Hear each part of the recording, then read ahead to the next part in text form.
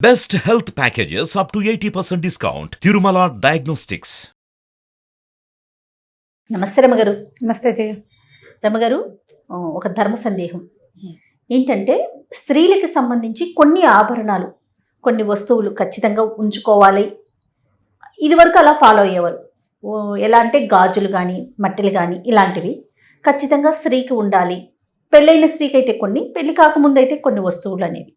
అయితే కాలానుగుణంగా వస్తున్న మార్పుల్లో భాగంగా మన వృత్తిని బట్టి, మనం ఉండే ప్రదేశాలను బట్టి కొన్ని మార్పులు చేర్పులు చేసుకుంటున్నాం అన్ని విషయాల్లో కూడా. అయితే అలా వేసుకోకపోతే ఏదో జరుగుతుందని, వేసుకుంటే ఇంకొంత మంచి జరగవచ్చు, వేసుకోకపోతే చెడు జరగవచ్చు, ఇలాంటి అపోహలను వింటూ ఉన్నాం. ఇవి ఎంతవరకు కరెక్ట్ అంటారు? ఇవి ఎవరి వాళ్ళవే అభిప్రాయాలు జయ. పురాతన కాలంలో ఇప్పుడు నువ్వు గాజులు తీసుకో. గాజులు అనగానే మనం చూడు పూర్వకాలపు శిల్పాలు, దేవతా శిల్పాల దగ్గర నుంచి మామూలు యక్షణులు అవి శిల్పాలు, నాగిని మన రామప్ప గుడిలో నాగిని శిల్పాలు, ఏ శిల్పాన్ని చూసినా ఈ చేతి దగ్గర ఏదో ఒక ఆభరణం ఉన్నట్టు కనపడుతుంది. కంకణాలు, ఒక కంకణం, ఒక వస్తువు ఉండటం. ఇప్పుడు స్త్రీలు అలంకార ప్రియులు, ఏదైనా ఒక వస్తువును అలంకరించుకుంటే వాళ్ళకి సంతోషంగా ఉంటుంది, అందుకని అలంకారాలు అట్లా మొదలైనవి. పూర్వకాలం ఇప్పుడు మనం చెప్పుకునే మట్టి గాజులు లేవు, లోహపు గాజులే వేసుకునేవాళ్ళు. వెండి బంగారం అలాంటివే వేసుకునేవాళ్ళు. పంచలోహాల గాజులు వేసుకునే విధానం కూడా ఉంది. ఇత్తడి, రాగి కంకణం, ఏదో ఒక కంకణం. ఈ కంకణం చిన్నప్పుడు పెళ్ళి కాకముందు చిన్నతనంలో కూడా కంకణాలు ఏదో ఒక వస్తువు ఉండేది. వివాహం అయ్యాక కొంచెం ఎక్కువ ధరించేవాళ్ళు.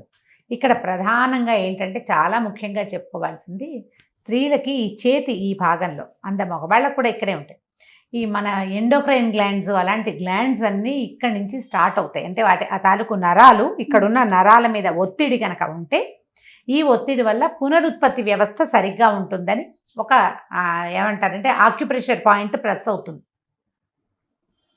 ఆక్యుప్రెషర్ పాయింట్ ప్రెస్ అవుతుంది కాబట్టి ఖచ్చితంగా ఇట్లా ఆభరణం ఉండాలి.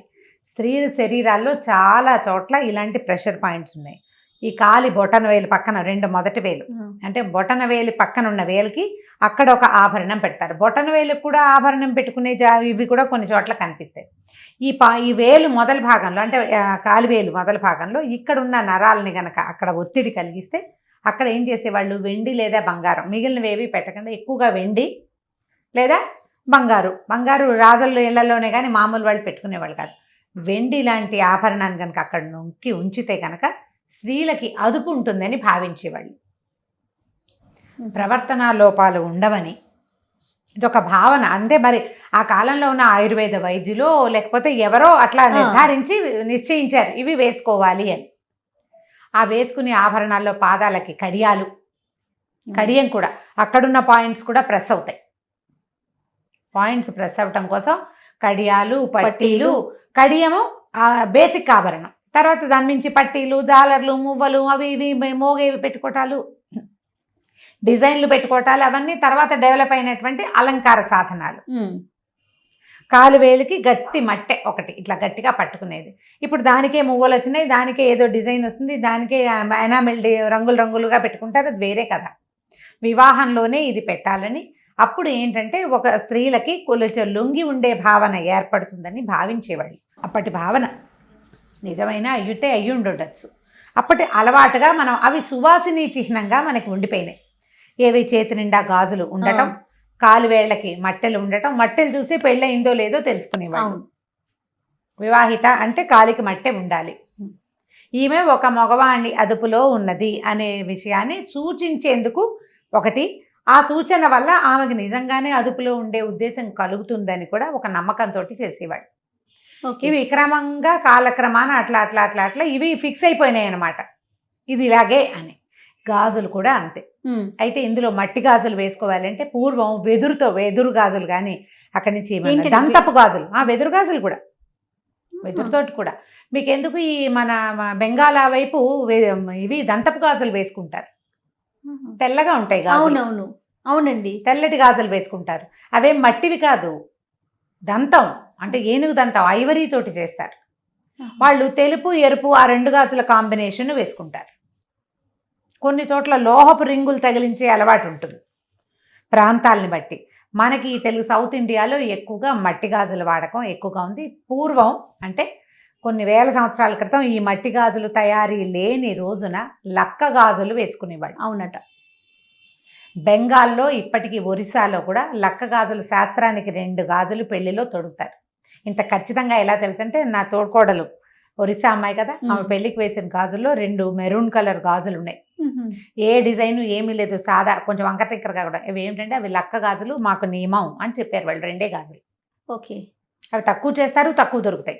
పెళ్ళప్పుడు అది వాళ్ళ సెంటిమెంట్గా అది ఖచ్చితంగా అవి వేస్తారట. తొలినాళ్లలో వాళ్ళు అవే వేసుకునేవాళ్ళు. మనం మట్టి గాజులు వేసుకుంటాం. మన దగ్గర కూడా కొన్ని కమ్యూనిటీస్లో అసలు మట్టి గాజులు వేసుకొని కమ్యూనిటీస్ కూడా ఉన్నాయి. మట్టి గాజులు పనికిరావు, బంగారు గాజులే ఉండాలి. మట్టి గాజులు వేసుకుంటే మనకి ఎట్లా అలవాటు అయిపోయిందంటే చేతి నిండా గాజులు ఉండటం సువాసిని లక్షణంగా మనకి అలవాటైపోయింది. కొన్ని సంవత్సరాలుగా, కొన్ని వందల ఏళ్ళుగా అందాం అనుకోండి, అట్లా అలవాటైపోయింది. ఇప్పుడు ఇది వేసుకోవటము భర్తకి మంచిది, కుటుంబానికి మంచిది, జీవితానికి మంచిది కంటే ప్రధానమైంది స్త్రీ ఆరోగ్యానికి మంచిది. ఇక్కడ ఉండే ప్రెషర్ వల్ల ఈమె తాలూకు ఇవి హార్మోన్స్ సజావుగా స్రవిస్తాయి. వేసుకోకపోతే ఏవో నష్టాలు వచ్చేస్తాయి, కుటుంబానికి ఏదో అనర్థం వచ్చేస్తుంది అని ఇలాంటి అనుమానాలు కూడా ఉంటాయి. అంటే ఇప్పుడు బోసి చేతులు ఉన్నాయి అనుకో జయ, చెయ్యి ఖాళీగా ఉంటే ఒక లుక్ బాగుండదు మనకి. ఒక అలంకరణ అలవాటైంది. ఇప్పుడు ఎందుకు బొట్టు పెట్టుకుంటాము, బొట్టు లేని నుదురు బోసిగా ఉండదు. అవును. ఇది సువాసిని చిహ్నంగా ఎలా అయిందంటే క్రమంగా భర్తల మరణానంతరం వైధవ్యం ప్రాప్తిస్తే ఈ గాజు తీసేసి ఈమె ఇది లేదు, ఈమెకి భర్త లేడు అనే విషయాన్ని సూచన చేసేవాళ్ళు. బొట్టు గాజులు లేకపోవటం వల్ల ఈ సూచన వల్ల ఏమైందంటే ఈ కనపడకపోతే అదేదో అశుభం అనే భావన మనకి మనసులకి అలవాటైపోయింది. ఇప్పుడు కాలంలో ఎన్ని మార్పులు వచ్చినాయి. అవును, కొన్ని రకాల మార్పులు, కొన్ని వేల రకాల మార్పులు వచ్చినాయి. మళ్ళీ ఈ గాజుల్లో ఒక్కొక్క గాజు ఒక్కొక్క రంగు ఒక్కొక్క దానికి ప్రతీక. ఒక రంగు ఏ రంగులకి తల సంకేతం. ఆకుపచ్చ ఒకదానికి, నారింజ ఒకదానికి, తెలుపు ఒకదానికి, నలుపు, ఎరుపు, ఇట్లా ఒక్కొక్కటి ఒక్కొక్క దానికి సంకేతం. అన్ని వర్ణాల గాజులు వేసుకోవాలి అంటే ఇప్పుడు మనకి పద్ధతులు మారిపోయింది, డ్రెస్సింగ్ సెన్స్ మారిపోయింది. మనం పాతకాలంలో లాంటి ఏవీ పాటించటం లేదు, ఏవీ పాటించాం మనం. అవును, పాటించలేకపోతే మన పరిస్థితులు అవి కాదు అమ్మగారు. అప్పుడు ఇంట్లోనే ఉండేవారు కదండి. ఇప్పుడు ఏంటి, ఇప్పుడు ఆ పరిస్థితి కాదు కదా. ఇంకా రెండోది ఏంటంటే ఈ గాజులు ఏంటంటే ఈ మట్టి గాజులు పగులుతాయి సులువుగా. అవును కదా. ఈ చేతి నిండా వేసి ఇవి పగలకుండా పనిచేయాలి అంటే జాగ్రత్తగా సంబంధ బాంధవ్యాలు కూడా చిట్లకుండా చూసుకోండి అని చెప్పడానికి సిగ్నిఫికెన్స్గా ఎక్కువ గాజులు పిల్లలకి వేసేవాడు. నిదానంగా పనిచేయటం, హేస్టీగా చేసేయకుండా స్థిమితంగా ఉంటుంది. చేతి గాజులు పగిలిపోయి చిట్లిపోయేంత విసురున పని చేయకూడదనమాట.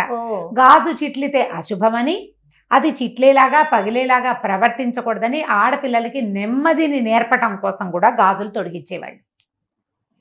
1 డజన్ గాజులు గుత్తంగా కదులుతాయి. ఏదైనా పనిచేసి స్పీడ్గా ఏదైనా ఎత్తి చేసి ఇలా కొట్టి చేసి పగిలితే అశుభం, భర్తకి మంచిదిగా. మనని భయపెట్టకపోతే మనం వినం కదా జయ. అవునండి, భయపెడితే వింటాం మనం. అది అశుభం, భర్తలకి మంచిది కాదు, ఐదోతనం తగ్గిపోతుంది. అంచేత ఇవి వాడాలని చెప్పేవాళ్ళు. అట్లా అలవాటై మన పతివ్రత కథల్లో విని విని విని విని ఇవి లేకపోతే ఏదో కొంప మునిగిపోతుందనే భావనలోకి మనం వచ్చేసాం. మీ ప్రవర్తన నిదానమైనదైతే మీకు గాజులు అవసరం లేదు. గాజులు వేసుకుంటే నిదానంగా ప్రవర్తించాలి. రోజు తీసి వేసి కాకుండా ఇప్పుడు నువ్వు చీర కట్టుకున్నావు, దీనికి మ్యాచింగ్ కుదరదు, అప్పుడు ఎలా అనిపిస్తుంది. ఆ గాజులను కూడా ఎంతసేపు తీసుకుని వేసుకుంటే పగిలిపోతాయి. అవి మట్టివైతే పగిలిపోతాయి. పగిలితే నీకు అశుభం, జరగకూడదు. ఆ భావన వచ్చేస్తూ ఉంటుంది. భయపడుతూ ఉంటాం. భయం పడితే ఎట్లా? భయపడ్డానికి కాదు, నీకు ఒకటి నేర్పించడానికి పెట్టారు ఇది. నువ్వు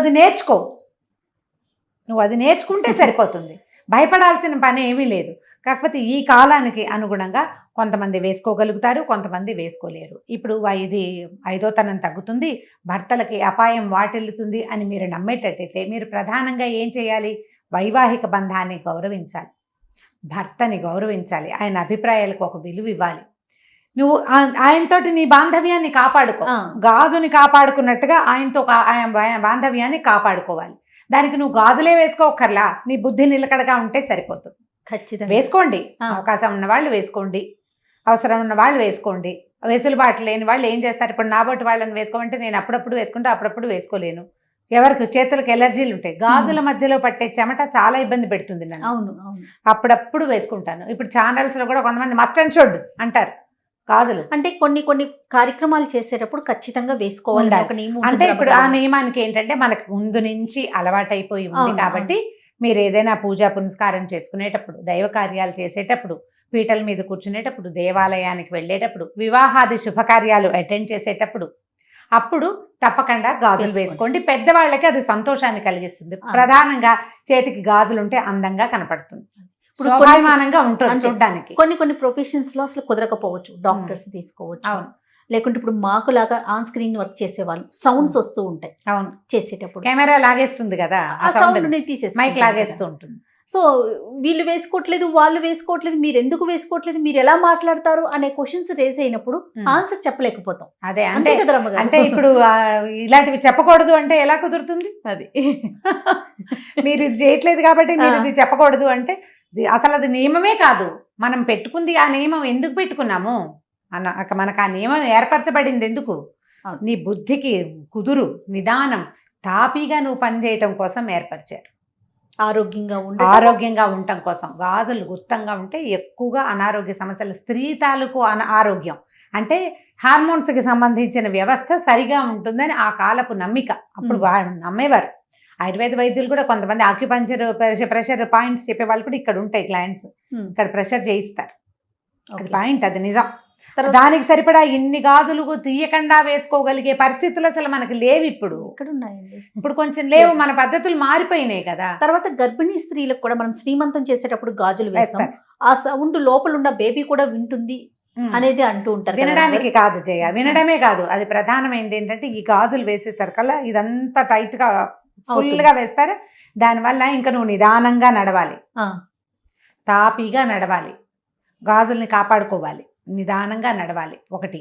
రెండోది ఏంటంటే ఇవి ఇక్కడ ప్రెషర్ ఉండేసరికల్లా డెలివరీలో ఇబ్బంది సంబంధాలు రాకుండా సవ్యంగా అవడం కోసం ఇవి వేసేవాళ్ళు.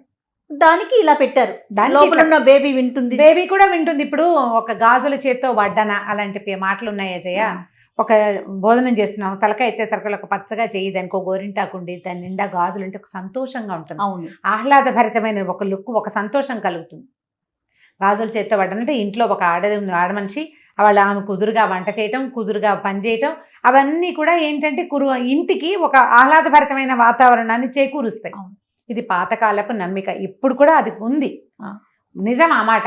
కాకపోతే మన పరిస్థితులు అనుకూలించాలి కదా. కానీ నాకు మీరు చెప్పే కొన్ని ధర్మ సందేహాల్లో రమ్మగారు చాలా ఎక్కువగా ఇష్టపడతాను. ఎందుకంటే ఈ పద్ధతి ఉంది మనకి, కానీ మీ వీలుని బట్టి చేసుకోండి, ఖచ్చితంగా ఫాలో అవ్వండి అనే మాట మీరు ఎప్పుడు చెప్పరు. ఇప్పుడు ఫాలో అవ్వండి అని నేను చెప్తాను జయ, ఫాలో అవ్వండి అని నేను చెప్తాను. ముందు నేను ఫాలో అవ్వాలా? నాకే వెసులుబాటు తక్కువ ఉన్నప్పుడు నేను ఎట్లా చెప్పగలను ఆ మాట?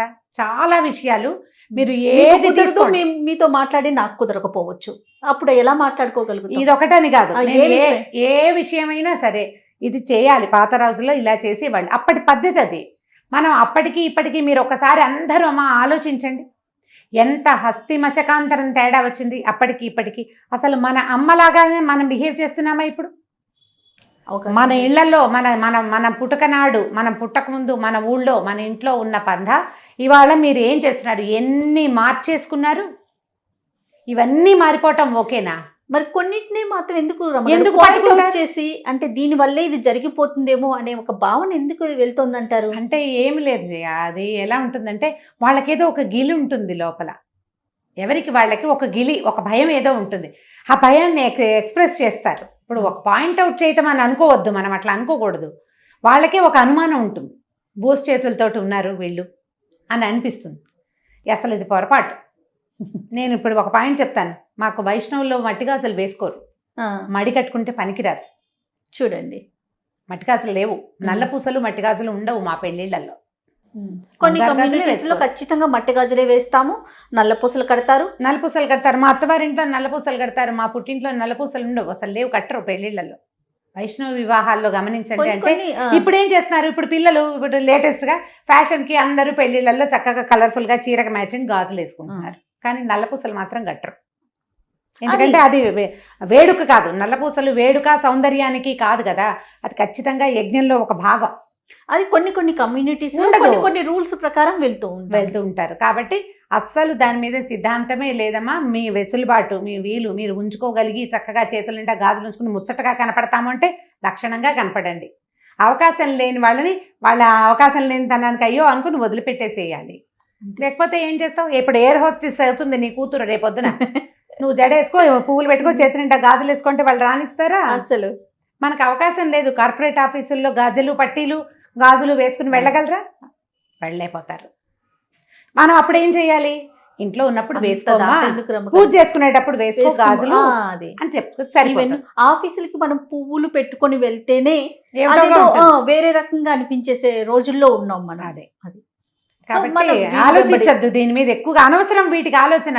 అసలు మనకు మానవ సంబంధాలే సరిగ్గా లేవు, మనం వాటి కోసం తంటాలు పడాలి. ఆరోగ్యాలు సరిగ్గా లేవు, పరిస్థితులు బాగుండలేదు. ఎందుకు వచ్చింది ఈ పాతకాలపు విషయాల మీద డిస్కషన్? ఎందుకు అసలు? ఇది ఒక ధర్మ సందేహంగా ఎందుకు అడగాలి? అక్కర్లేదు. మరి అయినా కూడా అవకాశం ఉంటే వేసుకోమనే అంటున్నాం. అదే ఇప్పుడు నేను చెప్తున్నాగా, పూజ చేసేటప్పుడు వేసుకోండి, పూజకు వేసుకోండి, వివాహ శుభకార్యాలకు వెళ్ళినప్పుడు వేసుకోండి. చక్కగా మంచి పట్టు చీర కట్టుకుని తల నిండా పూలు పెట్టుకుని చేతి నిండా గాజులు అలంకారంతో శోభాయమానంగా కనిపిస్తారు. చక్కగా అమ్మవారి ప్రతిమల్లే కనపడతారు. సంతోష పెట్టండి భర్తల్ని అట్లా ప్రవర్తనలతోటి. తప్పకుండా రమ్మ గారు. నమస్తే అండి. నమస్తే జయ.